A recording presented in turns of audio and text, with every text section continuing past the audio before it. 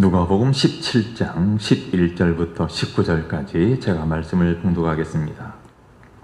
예수께서 예루살렘으로 가실 때에 사마리아와 갈릴리 사이로 지나가시다가 한 마을에 들어가시니 나병 환자 10명이 예수를 만나 멀리 서서 소리를 높여 이르되 예수 선생님이여 우리를 불쌍히 여기소서 하거늘 보시고 이르시되 가서 제사장들에게 너희 몸을 보이라 하셨더니 그들이 가다가 깨끗함을 받은지라. 그 중에 한 사람이 자기가 나은 것을 보고 큰 소리로 하나님께 영광을 돌리며 돌아와 예수의 발 아래에 엎드리어 감사하니 그는 사마리아 사람이라. 예수께서 대답하여 이르시되 10사람이 다 깨끗함을 받지 아니하였느냐? 그 9은 어디 있느냐? 이 이방인 외에는 하나님께 영광을 돌리러 돌아온 자가 없느냐 하시고 그에게 이르시되 일어나 가라 내 믿음이 너를 구원하였느니라 하시더라. 오늘 이 시간에는 감사하는 자가 되라 이런 제목으로 함께 말씀을 나누겠습니다. 우리가 예수님을 믿는 사람이라면 하나님의 자녀가 되었다면 우리는 하나님 앞에 당연히 감사해야 합니다. 범사에 감사해야 되죠. 특별히 하나님께 받은 구원의 은혜에 대하여 늘 감사하며 살아야 합니다. 자, 오늘 본문의 내용을 보면 어느 날 예수님께서 사마리아와 갈릴리를 거쳐서 예루살렘으로 올라가시게 되었습니다. 자, 그곳에는 나병 환자 10명이 공동 생활을 하고 있었는데 당시에 나병은 불치병으로 여겨졌습니다. 옛날에는 이 나병을 문둥병이라고도 불렀는데 나병에 걸린 사람들이 매우 꺼려했습니다. 특별히 구약성경에 보면 이 나병을 부정한 병으로 규정했습니다. 때문에 나병에 걸린 사람은 성전에 들어갈 수가 없었습니다. 뿐만 아니라 그들은 사회에서 격리되었고 심지어 가족들로부터도 격리되어 살았습니다. 그래서 그들은 예루살렘 성 안으로 들어올 수가 없고 예루살렘 성 밖에서 자기들끼리 무리를 지으며 살아갔습니다. 자, 이와 같이 예수님께서 사마리아와 갈릴리를 거쳐서 예루살렘에 올라가실 때 한 마을에 이르렀는데 그때 큰 소리가 들려왔습니다. 예수 선생님이여 우리를 불쌍히 여기소서. 이 소리는 다름 아닌 10명의 나병 환자들의 부르짖음이었습니다. 자, 마을 입구에서 예수님을 만난 이 나병 환자들, 그들은 감히 예수님께 가까이 할 엄두도 내지 못하고 다만 멀리 서서 또 13절에 보면 소리를 높여 예수님께 애절하게 도움을 요청한 것입니다. 우린 여기서도 나병에 걸린 이 사람들이 사회와 또 가족으로부터 강제 격리당해서 마을 밖에 외진 곳에 그들끼리 모여 살았다라는 사실을 알 수가 있습니다. 그러니 그들의 삶이 얼마나 비참했을까요? 자, 예수 선생님이요 우리를 불쌍히 여기소서. 나병 환자들이 부르짖는 소리를 들으신 예수님께서 그들을 보셨습니다. 그리고 예수님은 그들에게 다른 말씀 전혀 하지 아니하시고 단 한마디를 하셨습니다. 14절에 보면 가서 제사장들에게 너희 몸을 보이라 라고 말씀합니다. 나병에 걸린 사람들, 그들을 향해서 하시는 말씀은 다른 것이 아니었습니다. 제사장을 찾아가라. 찾아가서 너희의 그 몸을 보이라 라는 것입니다. 이 말은 무슨 말이냐면 제사장에게 찾아가서 너희가 나병에 나았음을 확정받으라는 겁니다. 완치 판정을 받으라는 것입니다. 나병에 대한 레위기의 구정에 의하면 그렇게 하는 것이 당시의 법이었습니다. 아무리 나병이 깨끗해졌다고 해도 고침을 받았다고 해도 제사장 찾아가서 완치 판정을 받지 않으면 사회로 복귀할 수가 없었습니다. 가족들과 다시 만나서 살 수가 없었습니다. 그러므로 제사장들에게 가서 너희 몸을 보이라. 이 말씀은 예수님이 그들을 고쳐주시겠다는, 그들이 곧 나음을 받을 것이라는 보증해 주시는 말씀입니다. 그런데 예수님은 다른 때와 같이, 다른 때 같으면 병자들이 찾아왔을 때 그들에게 손을 얹고 안수기도 해주셨든지 아니면 하늘을 향해 기도하셨든지 하는데, 그들과 만나지도 아니하시고 안수하지도 아니하시고 또 그렇다고 하늘에도 기도하지도 않으셨습니다. 다만 멀리 떨어진 곳에 있는 제사장들에게 가서 몸을 보이라, 이 말씀만 하셨습니다. 자, 그런데 참으로 놀라운 것은 나병 환자들이 보인 반응입니다. 지금 아직 그들의 몸에서는 피고름이 납니다. 상처에 썩은 냄새가 납니다. 그런데 그들은 가서 제사장들에게 너희 몸을 보이라, 예수님 말씀에 즉시 순종하는 거죠.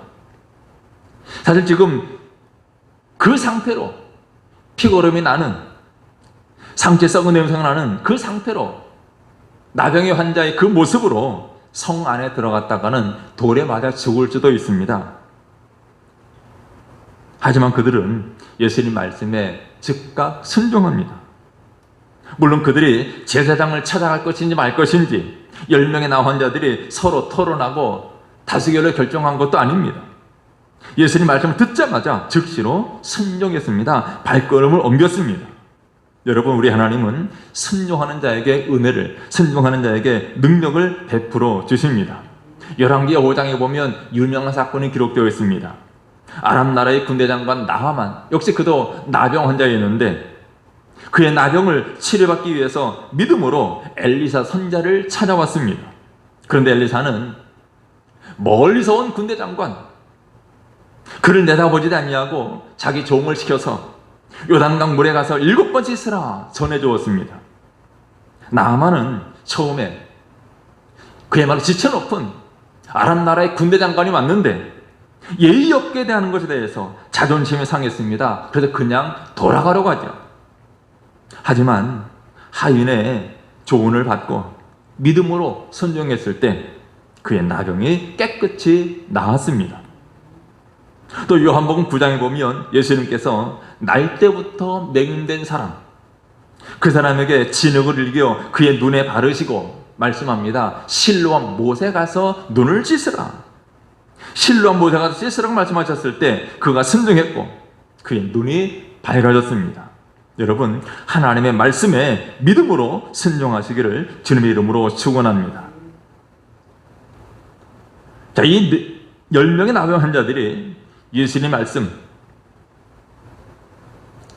제사장들을 찾아가서 너희 몸을 보이라, 이 한마디를 하셨는데 그 말씀을 듣고 그들이 제사장을 향하여 가게 됩니다. 어떻게 됩니까? 14절 하반절에 보면 그들이 가다가 깨끗함을 받은지라 라고 말씀하죠. 그들이 가다가, 제사장을 향해 가는 도중에 깨끗함을 받았습니다. 여기 깨끗함을 받았다라는 말은 지금 나병 환자들의 썩은 살이 다시 돋아나고 문드러진 그들의 손가락, 발가락 등이 다시 납니다. 피부가 온전해집니다. 또 빠졌던 머리카락, 눈썹 등 다시 납니다. 정상인의 상태로 돌아온 것을 말합니다.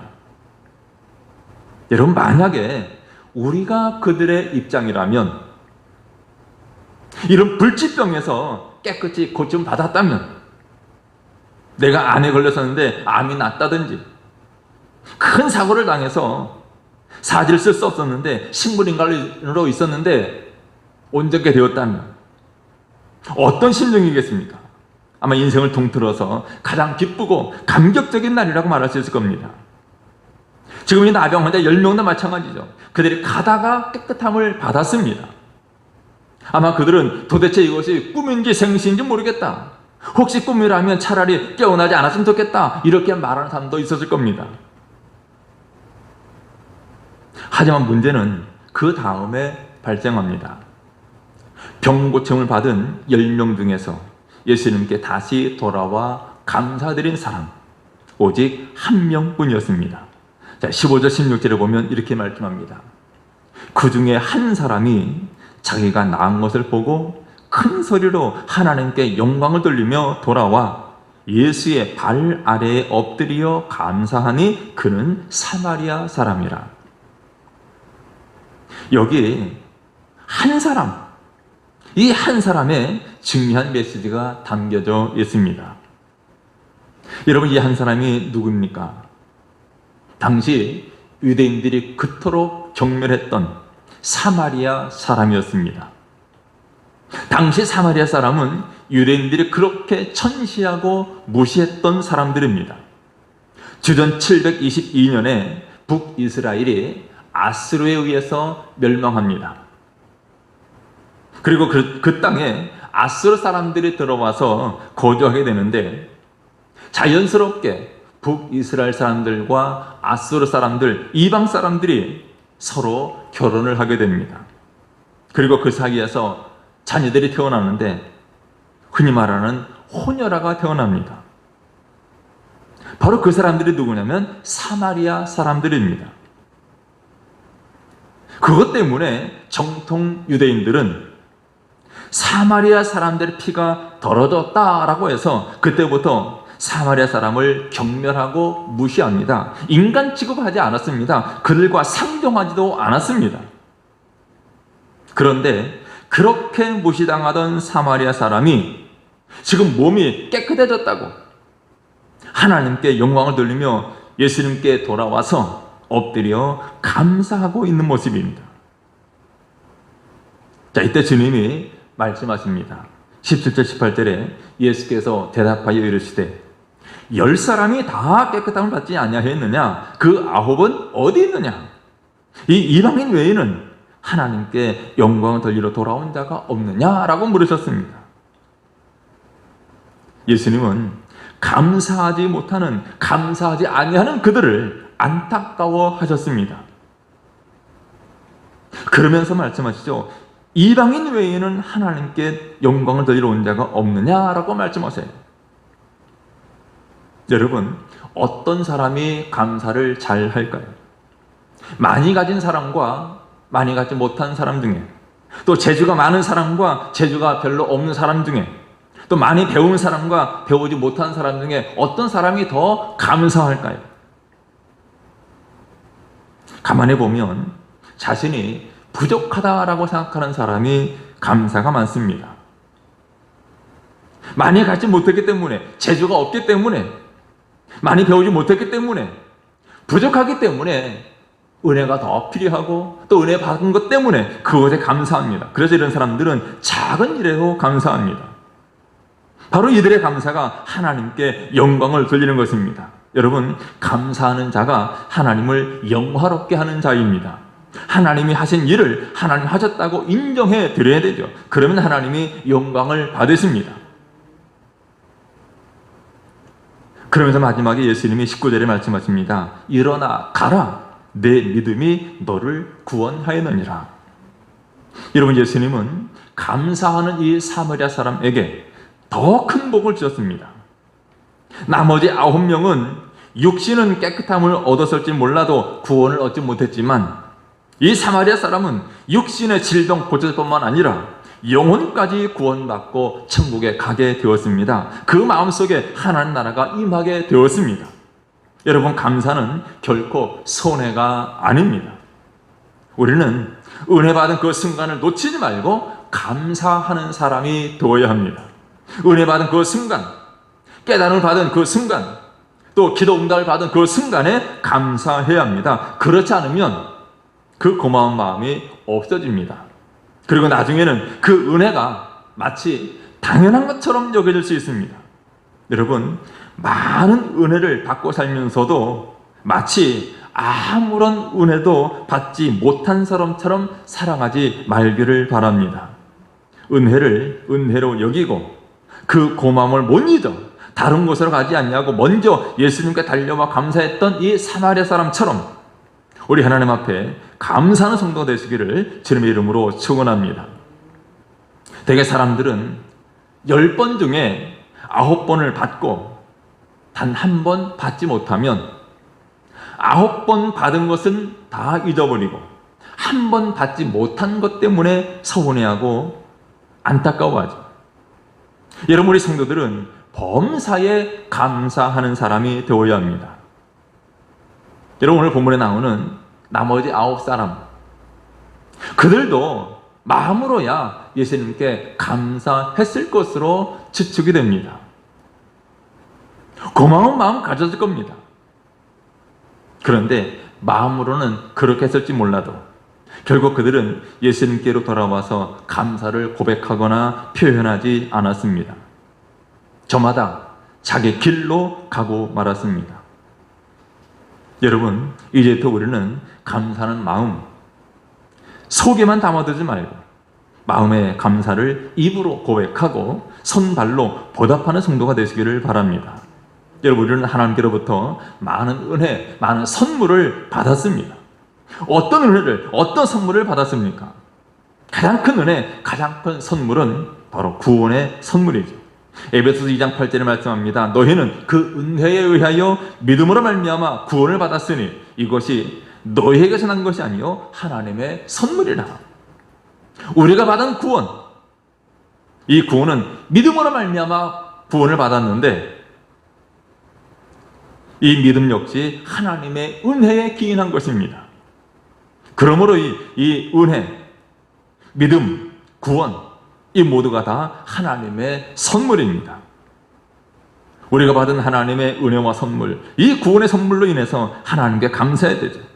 또한 우리는 하나님께로부터 믿음을 선물로 받았고 또한 성령을 선물로 받았습니다. 더 나아가서 또 하나 하나님의 귀중한 선물이 있는데 그것은 우리가 살아가는 동안에 기뻐하고 선을 행하고 먹고 마시고 수고하고 낙을 누리는 것입니다. 전도 3장이 말씀합니다. 사람들이 사는 동안에 기뻐하며 선을 행하는 것보다 더 나은 것이 없는 줄을 내가 알았고 사람마다 먹고 마시는 것과 수고함으로 낙을 누리는 그것이 하나님의 선물인 줄을 내가 알았다 그랬어요.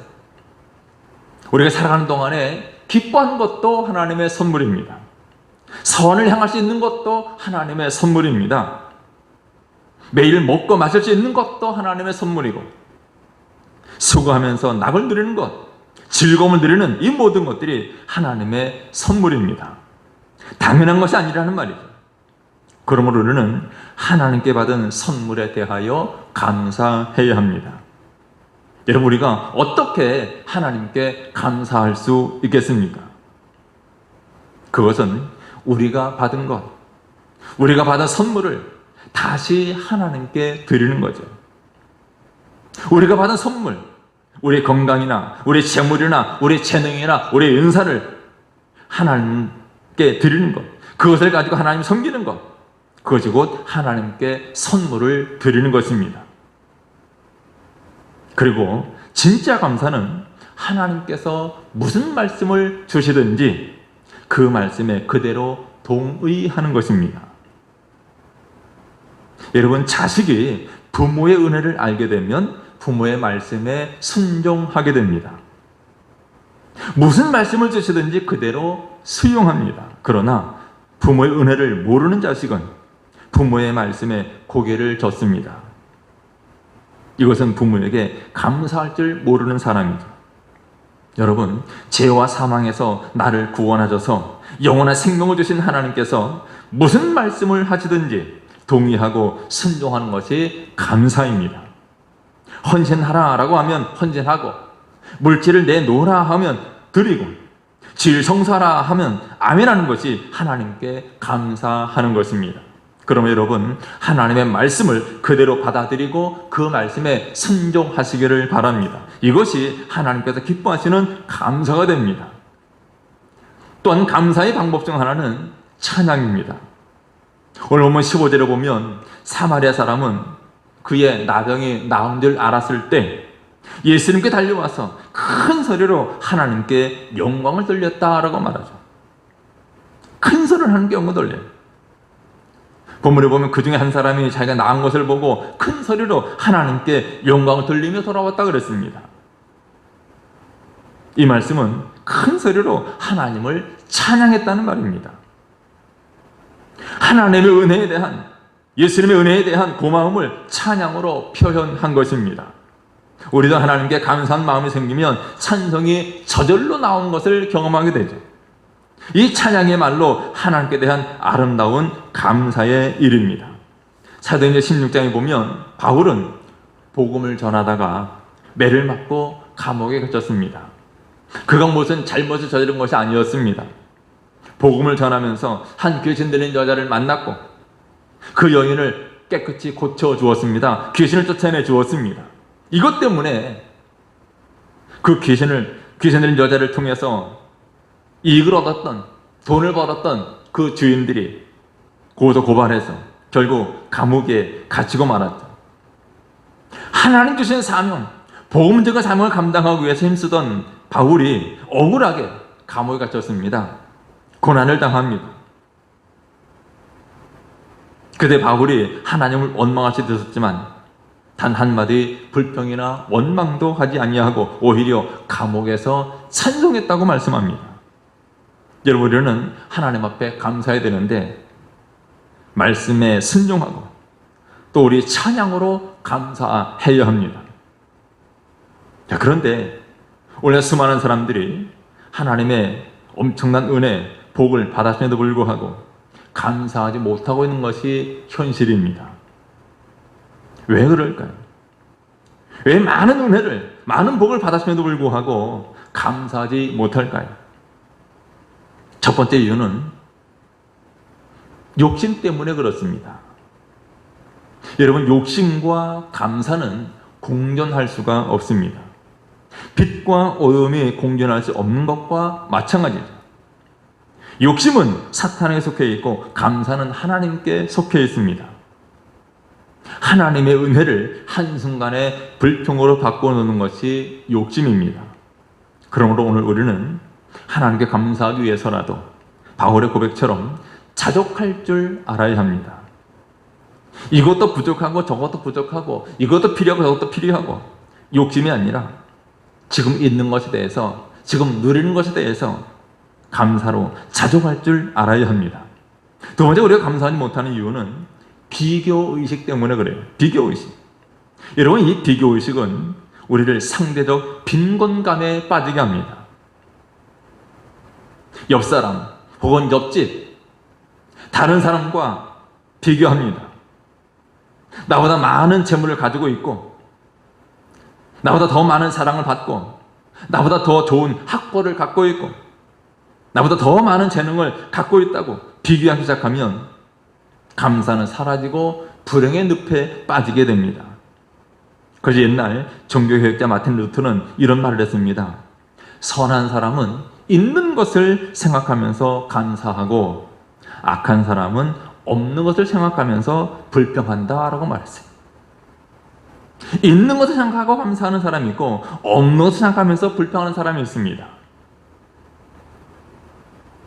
내가 볼 때 저 사람은 정말 부족한 것이 아무것도 없고 모든 것 다 갖추고 있는 것처럼 보입니다. 하지만 부족한 것이 없거나 모든 것 완벽하게 다 갖춘 사람은 아무도 없습니다. 가정도 마찬가지죠. 저 가정은 아무런 부족한 것이 없고 저 가정은 완벽하게 모든 것 다 갖춘 것처럼 보일지라도 누구나 부족한 것이 있고 어느 가정에나 부족한 것이 많습니다. 없는 것보다 있는 것이 더 많은데 왜 그것 가지고 우리가 불평하고 원망합니까? 그러므로 나에게 있는 것 가지고 내가 받은 것 가지고 하나님께 감사할 수 있기를 바랍니다. 또한 우리가 감사하지 못하는 이유는 교만 때문에 그렇습니다. 은혜를 받고도 그것이 은혜인지를 모르고 그게 다 자기 힘으로 이룬 것이라는 교만한 마음, 이 교만한 마음이 감사를 가로막습니다. 내가 힘쓰고 애써서 이루었다고, 내 노력으로 성취했다고. 여러분, 사람이 교만하면 모든 은혜를 다 은혜로 알지 못하고 감사하지 못합니다.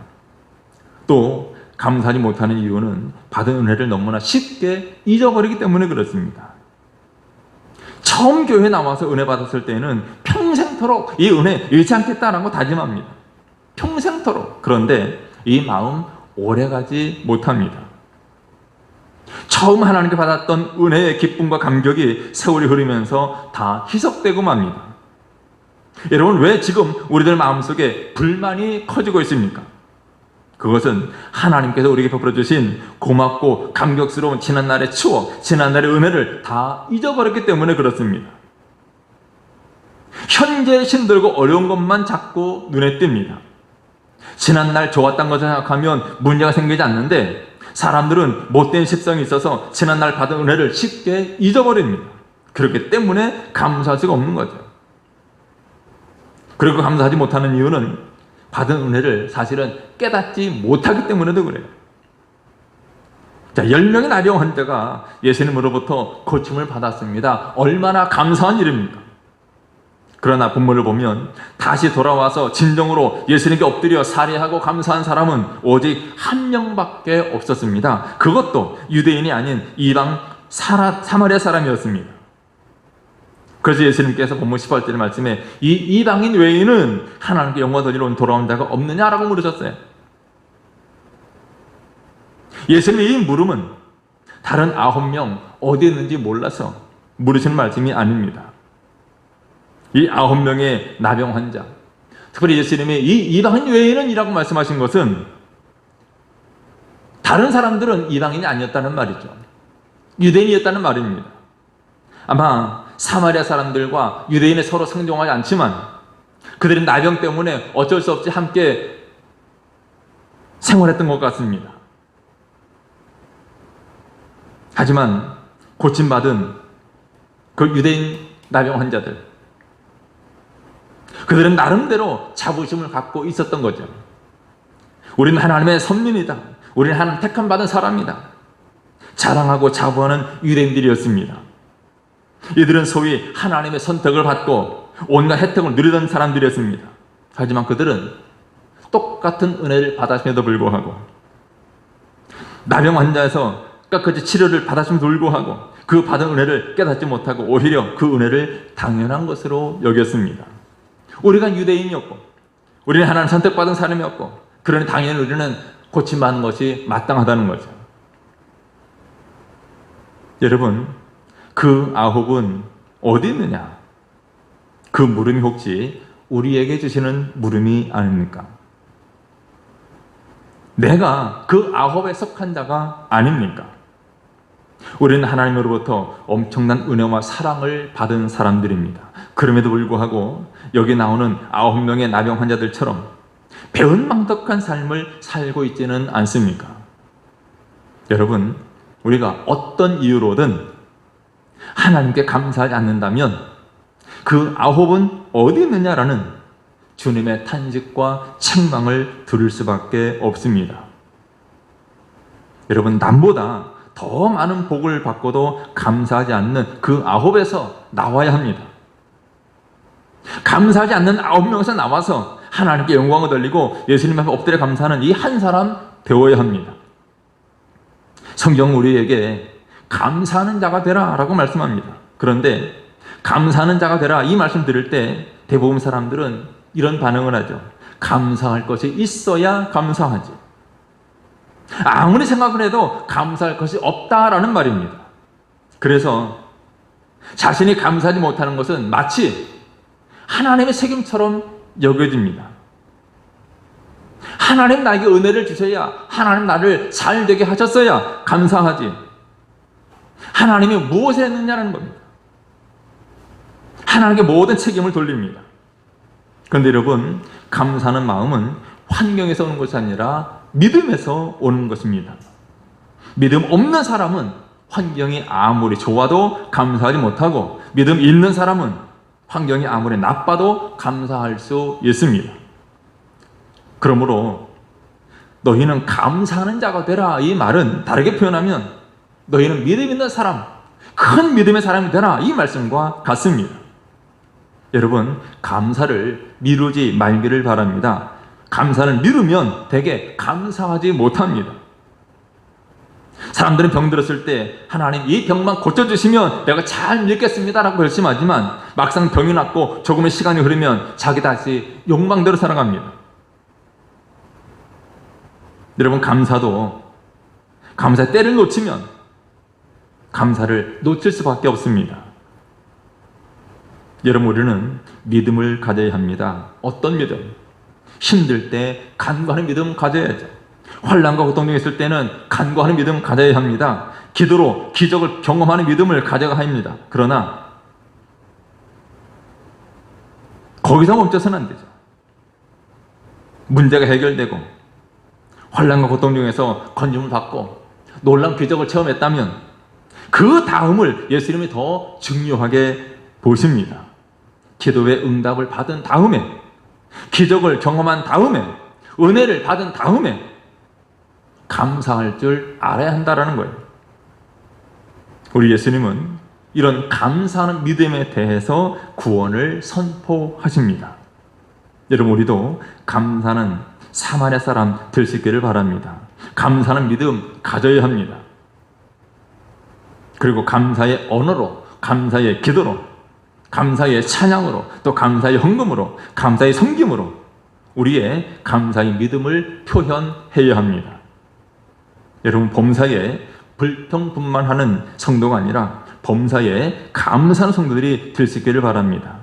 하나님께 구원받은 그 순간, 은혜 받은 그 순간, 기도 응답을 받은 그 순간 잊지 말고 오늘 본문에 나음 받았던 즉시로 돌아와서 감사했던 이 사마리아 사람처럼 늘 하나님께 감사하는 성도들 다 되시기를 제 이름으로 축원합니다. 기도하겠습니다.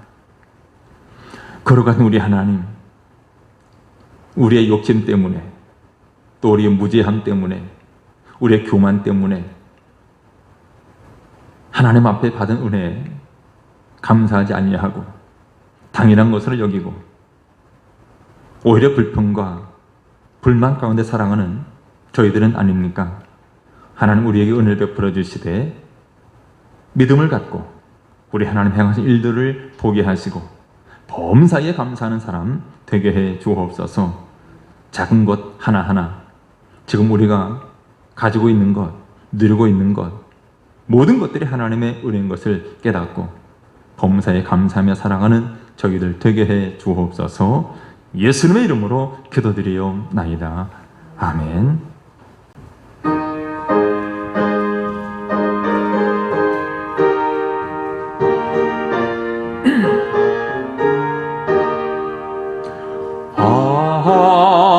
하나님의 은혜로 있을 데 없는 자 왜 구속하여 주는지 난 알 수 없도다.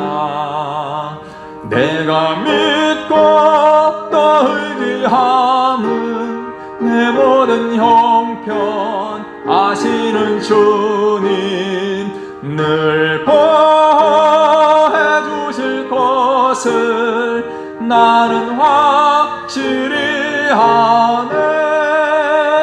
왜 내게 굳센 믿음과 또 복음 주셔서 내 마음이 항상 편한지 난 알 수 없도다. 내가 믿고 또 의지함은 내 모든 형편 아시는 주님 늘 보호해 주실 것을 나는 확실히 아네. 왜 내게 성령 주셔서 내 마음을 감동해 주 예수 믿게 하는지 난 알 수 없도다. 내가 믿고 또 의지함은 내 모든 형편 아시는 주님 늘 보호해 주실 것을 나는 확실히 아네. 주 언제 강림하실지 혹밤에 혹낮에 또 주님 만날 그것도 난 알 수 없도다. 내가 믿고 또 의지함은 내 모든 형편 아시는 주님 늘 보호해 주실 것을 나는 확실히 아네.